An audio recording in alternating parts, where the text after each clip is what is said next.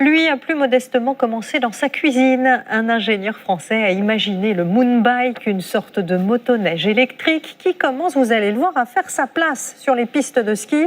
Une aventure made in France que nous racontent ce soir Olivier Santiki et Thierry Marquez. Tutoyer les cimes, tracer son propre sillon, se fondre dans la nature.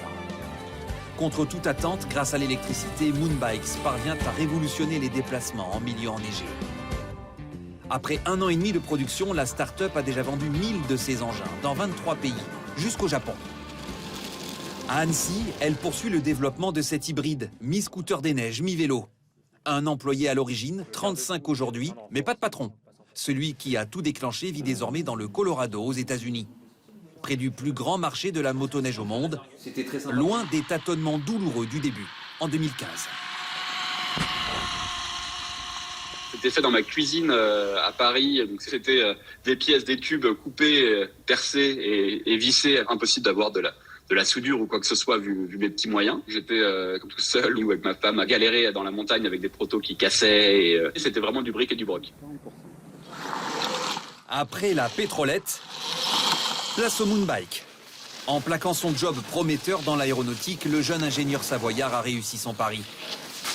42 km/h, 87 kg, jusqu'à 3 heures d'autonomie.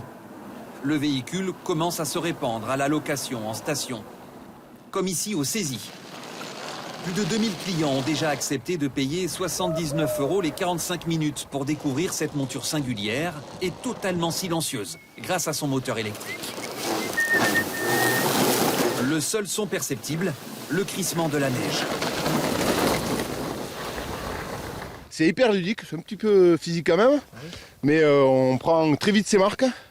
La machine est super facile à utiliser. Tu dois utiliser plus ton corps, tu dois penser un peu, et en tout c'est plus marrant qu'une motoneige normale.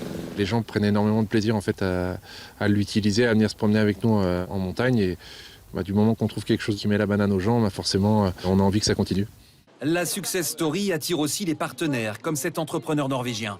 Il est venu inspecter l'assemblage assuré par l'usine Bosch de Marigny, en Haute-Savoie. Une grande crédibilité pour lui. Il souhaite devenir représentant commercial de Moonbikes dans son pays, où le prix de vente, près de 12 000 € en moyenne, ne serait pas un problème. Élevage de rennes, les fermiers, tous les câbles électriques qui traversent les montagnes et les vastes domaines. Moi, je pense qu'il y a un très grand potentiel. Premier secret de la machine, la simplicité. Pour une motoneige classique, 2000 pièces en moyenne, ici, à peine 200.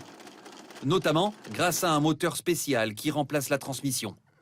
Un caisson chauffé protège la batterie jusqu'à moins 28 degrés. Deuxième secret, la proximité. 70% des éléments sont fabriqués en France. Le cadre vient de la Haute-Loire.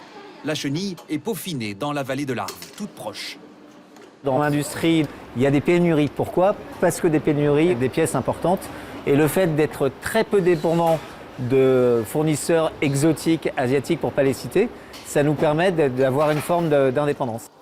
La société vise surtout le marché professionnel, immense. La station d'Avoria, par exemple, utilise 3 exemplaires pour la remise en route des téléskis en cas d'incident. Quelqu'un a dû tomber et bloquer la ligne. Donc je vais vérifier s'il n'y a pas une perche de coincée. Donc je prends la Moonbike.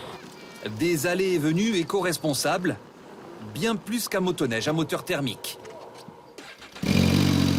12 litres au 100 km pour tracter les 400 kg du bestiau. Et puis il y a la discrétion aux yeux, ou plutôt aux oreilles des skieurs. Preuve par l'image. Pardon, décidément, par le son. Le vrai problème aujourd'hui, c'est l'impact sonore par rapport à des gens qui viennent skier. On vient à la montagne pour profiter de l'environnement. Et c'est vrai qu'une motoneige qui passe 4 fois devant une terrasse ou auprès des enfants, c'est toujours pénible.